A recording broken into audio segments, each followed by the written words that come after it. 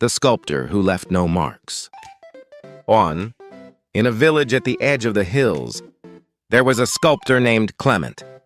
He worked in stone, not marble, not granite, the ordinary gray limestone of the hillside, full of impurities and inconsistencies. He had learned from his father, who had once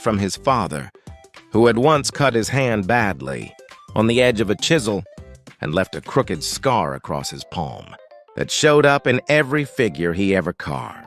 Clement had no such scar. His hands were steady. His technique was clean. 2. Clement's work was admired, not by everyone at first, but over time, more and more. The figures he carved were smooth. Their proportions were correct. Their surfaces held no tool marks, no hesitations, no evidence of the hand that had made them. People said you cannot find fault with his work. This was true. They also said his work is beautiful. This was said less often, and mostly by people who had not stood in front of it for very long. 3. A merchant from the city came to commission a piece. He wanted a figure for the entrance of his house, something that would impress visitors, something that spoke of taste and discernment. Clement carved it in 6 weeks. The figure was flawless, every proportion studied, every surface resolved, nothing out of place. The merchant was pleased. He placed it at his entrance. Visitors noted it. They said, "Yes, very fine." Then they went inside and forgot about it. Word spread. More commissions came. From the city. From the next city. From people who had heard that Clement's work contained no errors. He carved figures for entrances, for gardens, for the lobbies of institutions. Each one was correct. Each one was finished. Each one was placed, noted, and forgotten. Clement worked longer hours. He refined his technique further. He studied proportion with more precision. The surfaces of his figures grew smoother. The tool marks grew fewer.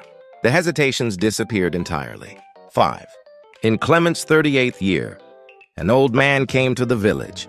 He was not a merchant. He carried nothing of value.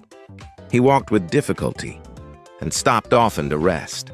He found Clement in his workshop and stood in the doorway for a long time, looking at the figures lined up along the wall. Clement waited for him to speak. The old man said, "Which one is yours?" Clement gestured at all of them. The old man looked again. He walked slowly along the line, stopping at each figure, looking closely. He completed the row.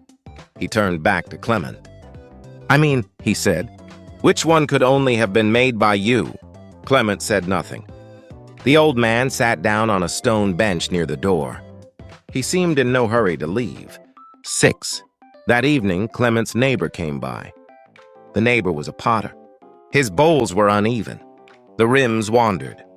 The glazes pooled in unexpected places. People complained about his bowls sometimes. They said the handles were slightly off. They said the walls were too thick on one side. But they kept them for years. They chose which bowl to use in the morning. They had favorites. Clement had noticed this. He had always assumed it was simply because the neighbor charged less. 7. That night, Clement stood in his workshop alone. He looked at the figures along the wall. They were correct. All of them. He picked up his chisel. He stood in front of the nearest figure for a long time. Then he did something he had not done since his earliest training. He made a mark he did not intend. Not a mistake, not carelessness, a mark that came from his hand alone, from the particular way he held the chisel when he was not thinking about holding it, from something in him that had no name and followed no principle he could explain to anyone. He stepped back. The figure looked back at him. For the first time, it seemed to be looking at something specific. 8. The old man left the next morning, without asking for anything. Clement did not know his name. He continued to take commissions. He continued to produce correct work for entrances and gardens and lobbies. But in each piece now, he left one mark, not hidden, not obvious, not placed for effect, just present. The way a voice has a register, that belongs to no one else. The way a sentence, even translated, carries the shape of the mind that first formed it. Some clients noticed. Most did not. One man, a collector, came specifically because he had heard there was something in the work he could not quite describe. He stood in front of one figure for a long time. He said nothing. He bought it. It was the only part of the work Clement could not repeat. Years later, someone asked Clement what he had learned from the old man. Clement thought about this. "Nothing," he said. Then he asked me a question I couldn't answer.